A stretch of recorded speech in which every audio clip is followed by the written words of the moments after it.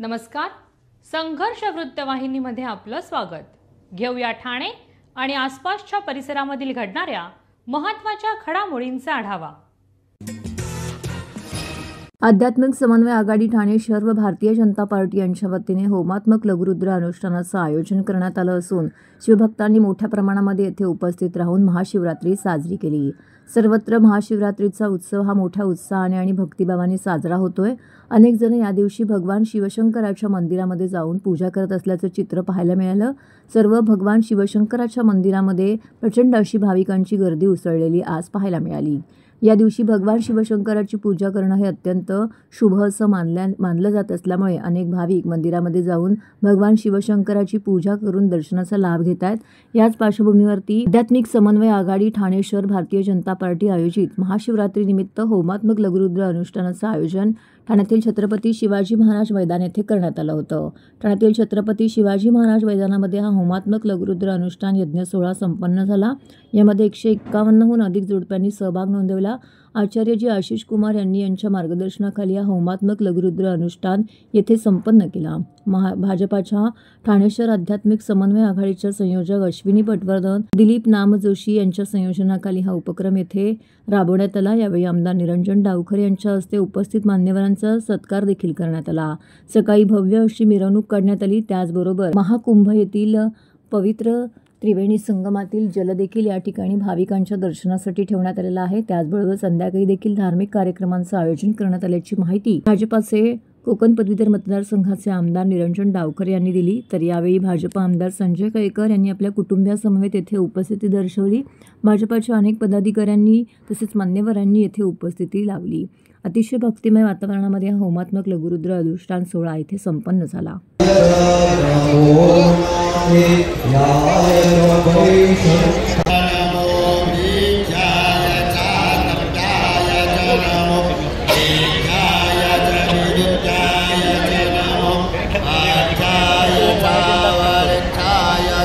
नमो वात्याय च रेम्याय च नमवास्तव्याय इन्द्र च मे अंतरिक्ष च व इन्द्र च मे ध्योश्च व इन्द्र च मे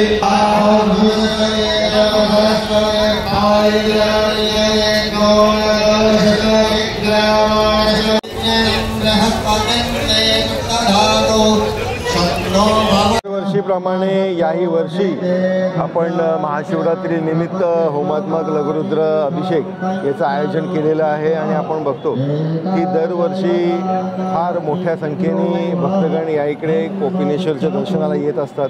त्याचबरोबर या होमात्मक लघुरुद्र अभिषेकमध्येही मोठ्या संख्येने लोक सहभागी झालेले आहेत। प्रामुख्याने याच्यामध्ये विशिष्ट वेगवेगळ्या समाजाचे वेगवेगळ्या समाज घटकातली लोकही म्हणजे धर्म पंथ याच्या व्यतिरिक्त आपण या होमामध्ये या अभिषेकामध्ये सामील झाला पाहिजे। या पद्धतीने सगळेजण या इकडे महादेवाच्या आरतीसाठी महादेवाच्या अर्चनेसाठी सामील झालेले आहेत। या इकडे आवर्जून जे लोक प्रयागराजला जाऊ शकले नाही, ज्यांना त्रिवेणी संगममध्ये पाण्याचं त्या तिकडे डुबकी देऊन गंगा मातेचं दर्शन घेता आलं नाही, त्यांच्यासाठी या इकडे आम्ही कलशामधले त्रिवेणी संगममधलं पाणी लोकांच्यासाठी उपलब्ध करून दिलेलं आहे। हा एक लोकांच्या भावनेचा विषय आहे, हा भक्तीचा विषय आहे। त्या दृष्टिकोनाने एक लोकांना त्यांच्या आयुष्यात सर्व दृष्टीने आनंद भेटावा, सुख समृद्धी भेटावी या दृष्टिकोनाने या पूजेचं या महायज्ञाचं आयोजन केलेलं आहे आणि त्याच्यामुळे याच्यामध्ये मोठ्या प्रमाणात लोक हे सामील झालेले आहेत। आज महाशिवरात्रि के दिन आध्यात्मिक समन्वय आघाड़ी एवं माननीय एडवोकेट निरंजन डावखरे जी ने यहाँ थाने में जो सामूहिक लघुरुद्र का अनुष्ठान किया है, जिसके कारण सभी थानेवासियों को पूरा वातावरण शिवमय बन गया है। लोगों को शिव जी का पूजन करवा लघुरुद्र करने का मौका मिला है। जो लोग प्रयागराज जाके महाकुंभ में स्नान नहीं कर पाए, उनके लिए महाकुंभ से लाए हुए त्रिवेणी संगम का जल से स्नान एवं अभिषेक कराया गया है। तो ये लोगों को घर बैठे ही त्रिवेणी संगम का अभिषेक, यज्ञ और रुद्राभिषेक सभी चीज का फायदा निरंजन जी और उनकी टीम ने कहा हुआ है। मैं उनको बहुत बहुत बधाई देता हूँ और ऐसे शुभ कार्य करने के लिए उनको प्रेरणा देता हूँ। ठाणे महानगरपालिकेचे मालमत्ता कर म्हणजेच प्रॉपर्टी टॅक्स भरण्याचे आवाहन. सन 2022-23 या आर्थिक वर्षाचे मालमत्ता कराचे म्हणजेच प्रॉपर्टी टॅक्सचे बिल ठाणेकर करदात्यांना महापालिकेमार्फत आर्थिक वर्षाच्या सुरुवातीस म्हणजेच माहे एप्रिल 2022 मध्ये देण्यात आलेले आहे. तथापि अद्यापही काही करदात्यांनी मालमत्ता कर महापालिकेकडे जमा केलेला नाही. सध्या आर्थिक वर्षाचा अंतिम टप्पा सुरू झाला आहे. मालमत्ता कर वसुलीसाठी महापालिकेतर्फे कडक कारवाई हाती घेण्यात आली आहे. या अंतर्गत जंगम मालमत्ता, टीव्ही, फ्रीज, वाहन व इतर जप्त करणे तसेच स्थावर मालमत्ता वॉरंट बजावून जप्त करण्यात येत असून मालमत्तेचा जाहीर विक्रीद्वारे लिलाव करून कराची रक्कम वसूल करण्यात येत आहे. मालमत्तेस पाणी पुरवठा करण्यात येणारे नळ संयोजन खंडित करण्यात येत आहेत. त्याचप्रमाणे थकीत मालमत्ता करावर 2% व्याज आकारले जात असल्याने भरावयाची रक्कम वाढत आहे. आपला मालमत्ता कर propertytax.thanecity.gov.in या लिंकद्वारे तसंच गुगल पे, फोन पे, पेटीएम याद्वारे ऑनलाईन पद्धतीने करण्याची सुविधा उपलब्ध करून दिली आहे. शनिवार, रविवार व सार्वजनिक सुट्टीच्या दिवशी नागरिकांना मालमत्ता कर भरणे सोयीचे व्हावे याकरता महापालिकेचे मालमत्ता कर संलग्न कार्यालय या दिवशी कार्यान्वित ठेवण्यात आलेले आहे. तरी मालमत्ता कर वसुलीची अप्रिय कारवाई टाळण्याच्या दृष्टिकोनातून मालमत्ता कर भरून महापालिकेस सहकार्य करावे. धन्यवाद. आता सर्वच वाहनांवरती हाय सिक्युरिटी नंबर प्लेट लावणं राज्य शासनाने बंधनकारक केल्यानंतर 1 एप्रिल 2019 पूर्वीच्या वाहनांसाठी हाय सिक्युरिटी नंबर प्लेट बसवण्यास सुरुवात केली आहे. ठाणे प्रादेशिक परिवहन विभागाने दिलेल्या संकेतस्थळावरती तब्बल 13,000 वाहनांनी नंबर प्लेट लावण्यासाठी ऑनलाईन अर्ज केले आहेत. बनावट नंबर प्लेट लावून होणारे गुन्हे, रस्त्यावर धावणारे वाहन नेमके कोणाचे, अशा विविध कारणांमुळे वाहनांच्या नंबर प्लेटवरून वाहनांची खरी ओळख पटवण्यासाठी मोठा अडथळा ठरतोय. यावर उकल म्हणून राज्य सरकारने सर्व वाहनांना हाय सिक्युरिटी नंबर प्लेट बसवणे अनिवार्य केलं आहे. यासाठी महाराष्ट्र शासनाच्या परिवहन विभागाने 4 डिसेंबर 2024 रोजी आदर्श कार्यप्रणाली जारी केली आहे. त्यानुसार आता सर्वच वाहनांवरील नंबर प्लेट या हाय सिक्युरिटी नंबर प्लेट असणं सक्तीचं केलं आहे. 1 एप्रिल 2019 नंतर असणाऱ्या वाहनांना हाय सिक्युरिटी नंबर प्लेट बसवलेली आहे. मात्र त्यापूर्वीच्या वाहनांवरती नव्या पद्धतीची नंबर प्लेट लावायची आहे. हाय सिक्युरिटी नंबर प्लेट बसवण्याच्या कामासाठी प्रादेशिक परिवहन कार्यालयाने 3 अधिकृत कंपन्यांची नेमणूक केली आहे. अनधिकृत विक्रेत्यांकडून अशी नंबर प्लेट बसवून घेतली तर वाहनांची नोंद केंद्र सरकारच्या डेटाबेसमध्ये होणार नाही. त्यामुळे 30 एप्रिल 2025 नंतर हाय सिक्युरिटी नंबर प्लेट नसणाऱ्या वाहनांवरती दंडात्मक कारवाई होऊ शकते, अशी माहिती ठाणे उपप्रादेशिक परिवहन अधिकारी रोहित काटकर यांनी दिली आहे. डिसेंबर 24 मध्ये शासनाने एक आदर्श कार्यपद्धती जाहीर करून 1 एप्रिल 2019 पूर्वी नोंदणीकृत झालेल्या वाहनांना हाय सिक्युरिटी रजिस्ट्रेशन प्लेट लावणं आता बंधनकारक केलेलं आहे. सदर नंबर प्लेटमध्ये युनिक आयडेंटिफिकेशन नंबर व लेसर कोड यासारखे वैशिष्ट्य असल्यामुळे नंबर प्लेटमध्ये होणारे छेडछाड आणि तत्संगत गुन्ह्यांचे होणारे तपास यासाठी ते सोयीस्कर होणार आहे. HSRP लावण्याची प्रक्रिया साधारणतः transport.maharashtra.gov या संकेतस्थळावर आपण भेट देऊन किंवा शासनातर्फे प्रसिद्ध करण्यात आलेल्या QR कोडच्या माध्यमातून ऑनलाईन पद्धतीनं आपण आपल्या वाहनाची माहिती भरून आवश्यक फीचा भरणा करून ऑनलाईन पद्धतीनं स्थळ आणि वेळ आपल्या सोयीनं निवडून ही HSRP नंबर प्लेट आपण लावून घेऊ शकता. ठाण्यामध्ये प्रादेशिक परिवहन अधिकारी हेमांगिनी पाटील मॅडम यांच्या मार्गदर्शनाखाली ठाण्यामध्ये HSRP नेमून दिलेल्या वेंडरच्या माध्यमातून लावणं काम चालू आहे. आजपर्यंत साधारणतः 13,000 वाहनांनी या नंबर प्लेटसाठी अर्ज केलेला आहे. महाशिवरात्रीनिमित्त ठाणे शहरातील प्राचीन अशा ऐतिहासिक कोपिनेश्वर मंदिरात भक्तांनी दर्शनासाठी एकच गर्दी केल्याचं चित्र पाहायला मिळालं. त्या अनुषंगाने पोलीस प्रशासनाकडून चोख बंदोबस्त, वाहतूक व्यवस्था आणि भाविकांना सुलभ दर्शन घेता यावे यासाठी विशेष नियोजन देखील करण्यात आलं होतं. ठाणे शहरातील बाजारपेठेत असलेले ऐतिहासिक कोपिनेश मंदिरामध्ये भक्तांचा महासागर उमटलेला पाहायला मिळाला. ज्यावेळी भाविकांना कोणताही त्रास होऊ नये म्हणून पोलीस प्रशासनाकडून कडेकोट असा पोलीस बंदोबस्त ठेवण्यात आला होता. शिवाय उन्हाच्या झळा लागू नये त्याकरिता छताची व्यवस्था देखील मंदिर व्यवस्थापकांकडून करण्यात आली होती. तसेच मंदिर व्यवस्थापकांनी भाविकांकरिता महाप्रसाद आणि दर्शनाची चोख व्यवस्था केली होती. महाशिवरात्री निमित्त कोपिनेश्वर मंदिरामध्ये भाविक भक्तांसह माजी खासदार व शिवसेना नेते राजन विचारे, माजी नगरसेविका नंदिनी विचारे, आमदार ॲडव्होकेट निरंजन डावखरे, सौ निलिमा डावखरे, माजी नगरसेवक संजय तरे, पायलट विशाल तरे यांच्यासह ठाणे शहरातील अनेक मान्यवर पदाधिकारी आणि भाविक भक्त मोठ्या संख्येने यावेळी उपस्थित होते.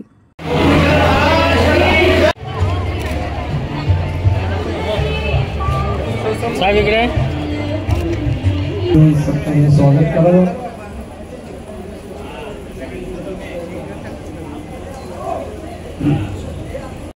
असे कोपिनेश्वर टेम्पल ट्रस्ट कमिटीतर्फे आम्ही आवाहन करतो. कोपिनेश्वर मंदिराचे जीर्णोद्धार काही थोड्याच दिवसात. ठाण्याचं आराध्य दैवत कोपिनेश्वर महाराज म्हणजे आज महाशिवरात्री आहे आणि या महाशिवरात्रीच्या निमित्ताने संपूर्ण ठाणे जिल्ह्यातून, महाराष्ट्रातून खास करून या ठिकाणी या कोपिनेश्वराचं दर्शन करण्यासाठी या ठिकाणी आलेले आहेत. आणि हे प्राचीन असं मंदिर आहे. हे जी आख्यायिका आहे या ठिकाणी तुम्हाला माहिती असेल, या मासुंदा तलावाच्या मला वाटतं जे पाणी आहे ते या पायऱ्यापर्यंत इथं होतं आणि त्यानंतर मला वाटतं कित्येक वर्षापूर्वी जेव्हा तलाव हे केला त्यावेळेला हा रस्ता त्या ठिकाणी तयार केला आणि मुख्य रस्ता जो होता तो मला वाटतं बाजारपेठेतून होता. आणि हे जी आख्यायिका अशी आहे की दरवर्षी महाशिवरात्रीच्या इंच ही जी मूर्ती वाढत असते. त्याचबरोबर या ठिकाणी जी नंदी आहे त्याची सुद्धा मला वाटतं हे वाढत असते. असे ठाणेकरांचं दैवत कोपिनेश्वर महाराजांची आज महाशिवरात्री आहे. मी शंकरचरणी लीन होऊन मला वाटतं या ठाणे जिल्ह्यामध्ये, महाराष्ट्रामध्ये, देशामध्ये चांगलं या ठिकाणी लोकांना सुख समृद्धी भरभराटी लाभो यासाठी विनंती करत आहे. आज महाशिवरात्री निमित्त आपण बघतो की हजारो भाविक या इकडे कोपिनेश्वराच्या दर्शनाला येत असतात आणि मोठ्या संख्येने या इकडे दर्शन घेत असताना निश्चितच मी कोपिनेश्वर मंडळाचं मनापासून आभार व्यक्त करतो. अतिशय उत्तम व्यवस्था त्यांनी केलेली आहे. महादेवाचरणी ही प्रार्थना आहे की प्रत्येकाला या इकडे जो भक्तगण आपल्या दर्शनाला येतोय प्रत्येक ठाणेकराला सुख समृद्धी आणि भरभराटी भेटावी हीच महादेवाचरणी प्रार्थना आहे. कोपरी सिंधी कॉलनी येथील बिल्डिंग नंबर 16 ही सुस्थितीत असलेली इमारत धोकादायक वर्गवारीमध्ये टाकण्यात आली. या इमारतीमध्ये 2016 मध्ये बांधकाम व्यावसायिकांनी रजिस्टर करार करत रहिवाशांना 450 स्क्वेअर फूट जागा देण्याचं कबूल केलं. परंतु नंतर मात्र त्याने युटर्न घेत ही बाब नाकारली व रहिवाशांना घरे खाली करण्याकरिता दबाव आणला.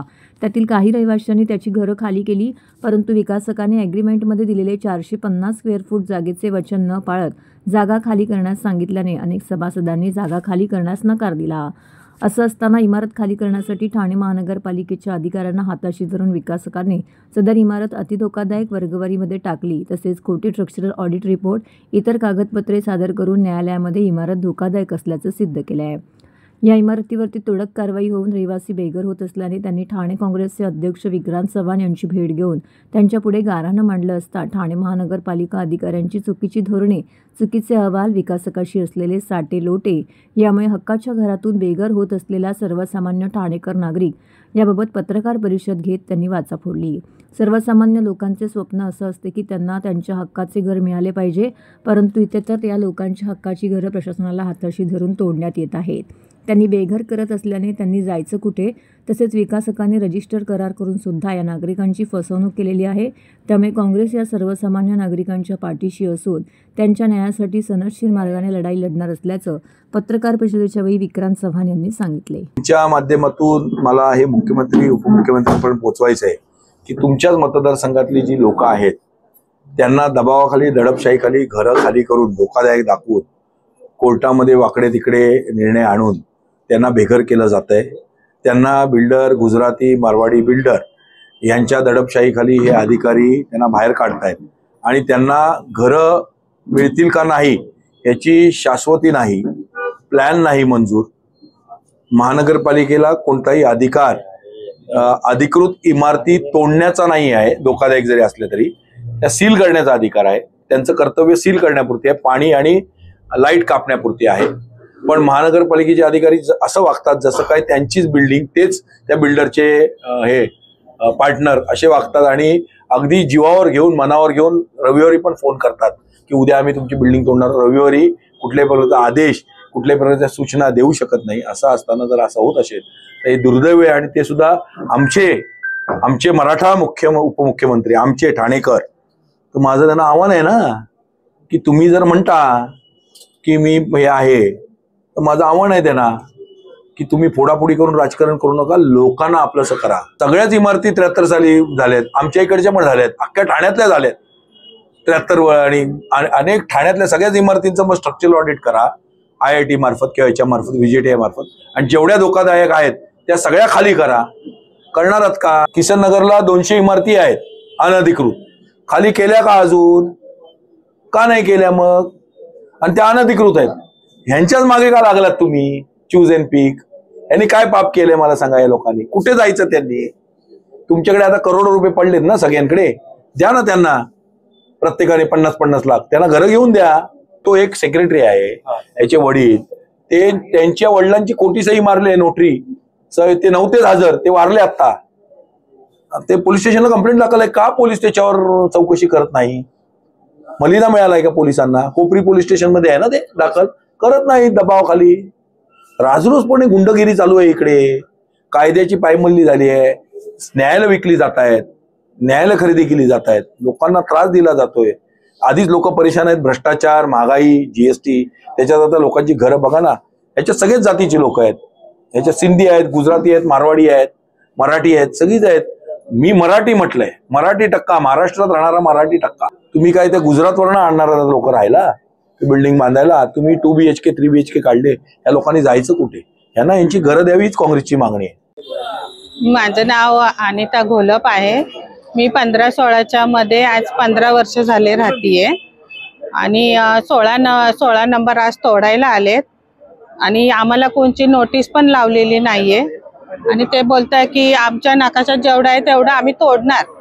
मग आम्ही कुठे जाणार? माझ्या घरात लहान मुलं आहेत, त्यांनी आम्हाला सांगावं. आमच्याकडे कोणी आलंच नाही, ना बिल्डर आले आणि ना नगरपालिकेवाले पण आले. पण आज ते तोडणारे आले, ते सांगतायत की जेवढं नकाशात आहे तेवढं आम्ही तोडणार. मग आम्ही कुठं जाणार? आम्हाला आमचं घर द्या बस, आम्हाला बाकी काय नाही पाहिजे.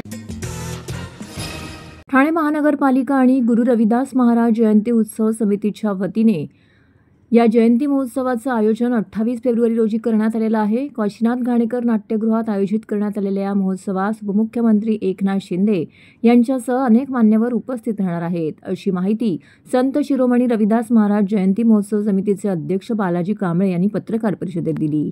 यावेळी संत शिरोमणी रविदास महाराज जयंती महोत्सव समितीचे सचिव विक्रम भोईर, उपाध्यक्ष राजाभाऊ चव्हाण, सुनील लोंगरे इत्यादींनी पत्रकार परिषदेला संबोधित केले. ठाणे महानगरपालिका आणि गुरु रविदास महाराज जयंती उत्सव समितीच्या वतीने आयोजित केलेल्या जयंती महोत्सवाची सुरुवात सकाळी 11 वाजता होणार आहे. या महोत्सवाच्या अनुषंगाने प्रबोधनपर व्याख्यान, संत रचनांवरती आधारित संगीत कार्यक्रम, माया गुरु रविदासांची आणि समाजरत्न तसेच गुणवंतांचा सत्कार करण्यात येणार आहे. या कार्यक्रमास उपमुख्यमंत्री एकनाथ शिंदे, परिवहन मंत्री प्रताप सरनाईक, खासदार डॉक्टर श्रीकांत शिंदे, खासदार नरेश मस्के, आमदार डॉक्टर जितेंद्र आव्हाड, संजय केळकर, राजेश मोरे, निरंजन डावखरे यांच्यासह आयुक्त सौरभ राव, अतिरिक्त आयुक्त संदीप माळवी, प्रशांत रोडे इत्यादी मान्यवर उपस्थित राहणार आहेत, असंही बालाजी कांबळे, विक्रम भोईर, राजाभाऊ चव्हाण आणि सुनील लोंगरे यांनी सांगितलं. या पत्रकार परिषदेस राजकुमार मालवी, सुभाष अहिरे, अर्जुन कांबळे, संतोष मस्के, राम इंगळे, सुनील गवळी, संदीप खर्डीकर इत्यादी पदाधिकारी आणि मान्यवर उपस्थित राहणार आहेत.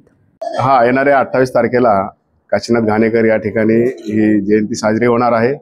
या जयंतीला आमचे माननीय मुख्यमंत्री एकनाथ शिंदे साहेब हे प्रमुख उपस्थिती आहे. ही ठाणे महानगरपालिका एकमेव महानगरपालिका आहे महाराष्ट्रातली जी ही रविदास महाराजांची जयंती साजरी होत आहे. या महापालिकेचे आम्ही खरोखर मनापासून त्यांचे आभार व्यक्त करतो आणि शिंदे साहेबांचे आम्ही आभार व्यक्त करतो की त्यांनी या संपूर्ण या मिळवून देण्यासाठी म्हणजे जयंतीच्या कार्यक्रमासाठी आम्हाला भरपूर मदत केली, त्यामुळे त्यांचे आम्ही आभार. हे सकाळी 11 वाजता आमचं दीप प्रज्वलन आहे, त्यानंतर समाज प्रबोधन आहे, त्यानंतर व्याख्यानं आहेत आणि गुणीजन विद्यार्थ्यांचा सत्कार, मान्यवरांचा सत्कार, गुरु रविदासांची गाथा हा एक मनोरंजनपर आणि समाजपर प्रबोधनपर कार्यक्रम आयोजित केलेला. हो, समाजरत्न देणार आहोत पुरस्कार, जे 5 पुरस्कार आम्ही निश्चित केलेले आहेत. जे आमच्या समाजातील प्रतिष्ठित आणि उद्योजक लोकांना आम्ही ते देणार आहोत. एकूण 10वी आणि 12वीचे विद्यार्थी निश्चित केलेले आहेत. एकूण 33 विद्यार्थी आहेत. प्रत्येकी 3000 प्रमाणे त्यांना मानधन देण्यात येते. एकूण 22 ते 25 पूर्ण ठाणे शहरातल्या संस्था या संपूर्ण कार्यक्रमात सहभागी होणार. तर हे होतं संघर्ष वृत्तवाहिनीचं आजचं बातमीपत्र. उद्या पुन्हा भेटू याच वेळी याच ठिकाणी ताज्या घडामोडींसह. तोपर्यंत नमस्कार.